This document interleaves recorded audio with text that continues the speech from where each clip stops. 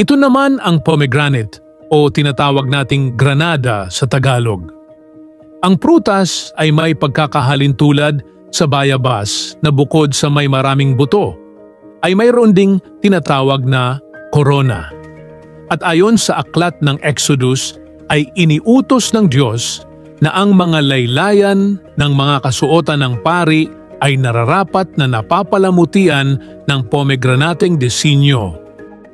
Ito rin ay isa sa mga biyayang binanggit ng Diyos na sagana sa lupang pangako. Ang lupain ng Canaan na pinangako ng Diyos kay Abraham. Ang pomegranate rin ang siyang ginamit ni Solomon upang ilarawan ang kagandahan ng isang babae. Ang pomegranate ay 15 beses na nabanggit sa Biblia. Ang prutas na tinuturing na biyaya sa sinaunang panahon. Isang masarap at matamis na prutas